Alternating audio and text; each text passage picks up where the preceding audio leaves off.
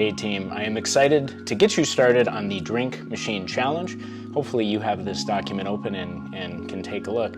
The idea is that you're going to be programming a simulated drink machine, much like the one that you can see there in that picture, but this one is going to be a little bit tricked out with a whole bunch of features, not just coffee is what you see there, but coffee, soda, cold water, hot water, carbonated water, a whole bunch of things. And so you can check out the details there on exactly what it can do. This video is to show you a little bit about how you will program this for the purpose of this project. I'm going to focus on this part of the document right here because I'm going to show you how to produce a drink and get some of the information about that drink, as well as learn some of the features of the drink machine. The first thing you're going to do is you're going to open up the simulator code, copy the entire document, and then go to makecode.microbit.org. So you'll create a new project. One thing to be aware of, let's call this drink machine video.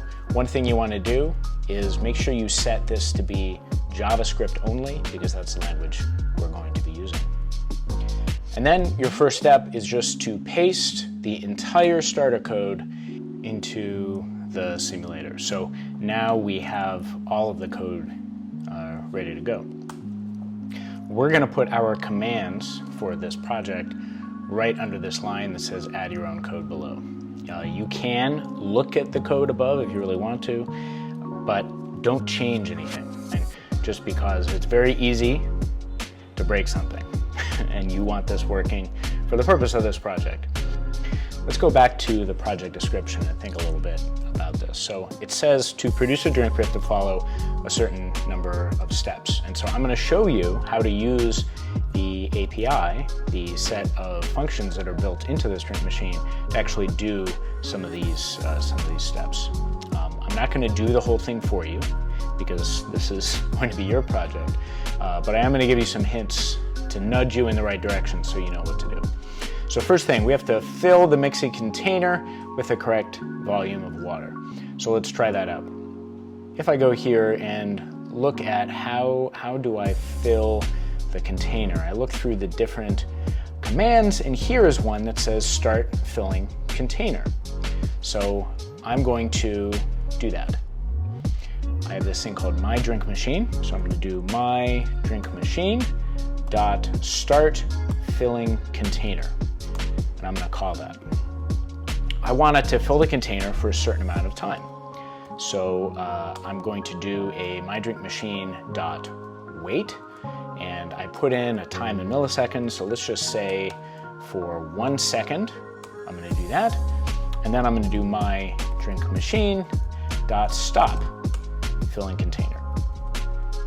And now let's see how much water there is in the container.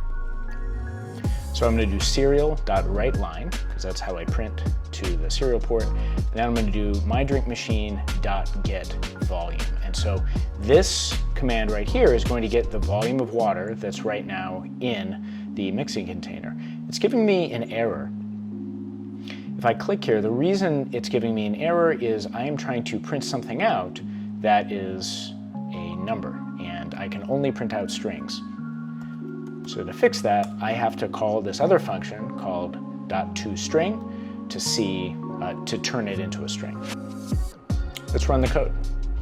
So I open this up and I can see that it's now printing out the amount of water that's in that tank. That's 157.5 milliliters of water. That's great. So now I know my container has some water in it. Add coffee grounds or soda mix. Let's add coffee. So now I'm going to do my drink machine, and I'm going to do add grounds. I want to add grounds to the container. And I can look at the document to see exactly what that does. So add grounds has no inputs, it has no outputs, but it adds a scoop of coffee grounds to the mixing container. That's great. So I've filled some water, I've added some grounds, and next I want to heat or cool the water to the temperature needed. All right.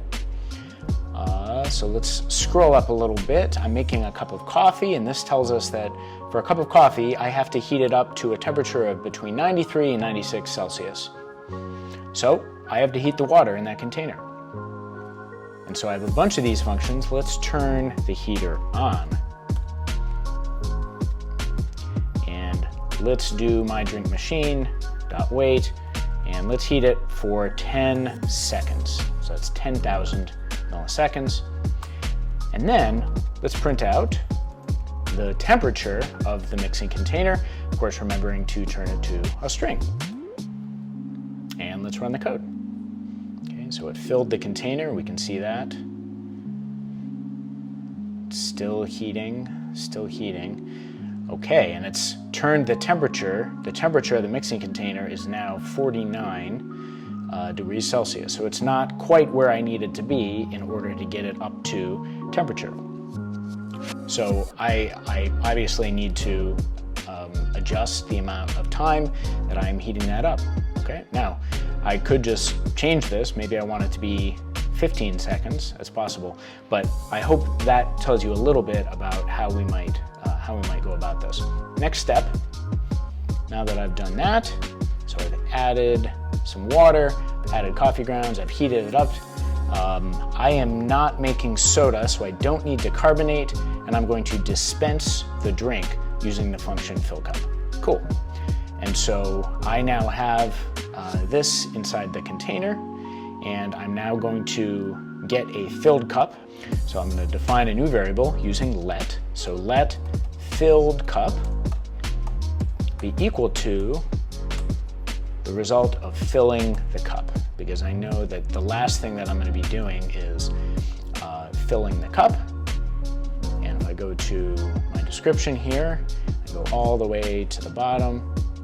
See, fill cup is the last step of creating a drink, because this actually takes everything that's in the container and puts it into the cup that's put in front of the machine. Part of the reason that we want to do this is there's this built-in command inside the filled cup that can tell me some things about it. So if I go to description string, this will tell me everything that I might want to know about this cup that I made.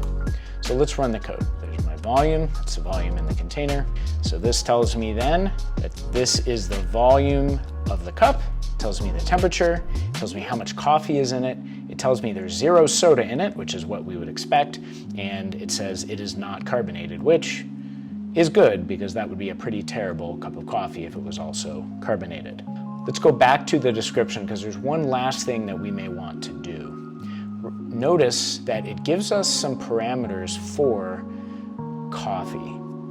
And it says not just that the temperature has to be between 93 and 96, but it says that it must have a coffee concentration of 0.06 grams per coffee per milliliter to be normal strength. Let's think about that calculation of concentration. Concentration, the units are grams of coffee per milliliter. So I can get the concentration by dividing the grams by the volume. So if we go here, this gives us the description, but let's actually make it calculate the coffee concentration. And we get this from the grounds of coffee in the cup divided by the volume in the cup. So I've made a calculation of the concentration, which is going to be the coffee grounds in the filled cup divided by the volume of the filled cup. And then I am writing out to the console what that concentration is. Let's run the code. Okay, so this is all of our information, and we can see that right now our concentration is 0.0011. So if we compare that to what this says for the cup of coffee, we are not close yet. So not only does this cup of coffee not have the right temperature, it also doesn't have the right amount of coffee grounds in it, which would be expected because we only put in 1 scoop. So your task is essentially to play around with this and make this machine build good cup of coffee, a good cup of soda, and all the different drinks that you see described in the project description. Another thing that you're going to be able to do, once you have this figured out, you may want to take all of these commands for making a particular cup and move it to a function. So instead of just having all this code floating out here, you might make a function that is called make cup of coffee. And inside of that, put whatever code you find works for actually making that cup of coffee. All we would then need to do is call that function. And so if we run the code, it does exactly the same thing, but now we've built a nice modular function that just does that one thing that we're looking for. Then we can work on the next drink. So that's your task. That's a little bit about how this works. Look at the API for the rest of the requirements for the different drinks and what you need to do. You can take a look at the different properties that are inside of the filled cup. You can see those here. And also take a look at the different functions that you have, not just to heat the water, but also to cool it down, depending on what kind of drink you want to make. That's your challenge, and we'll see you next time.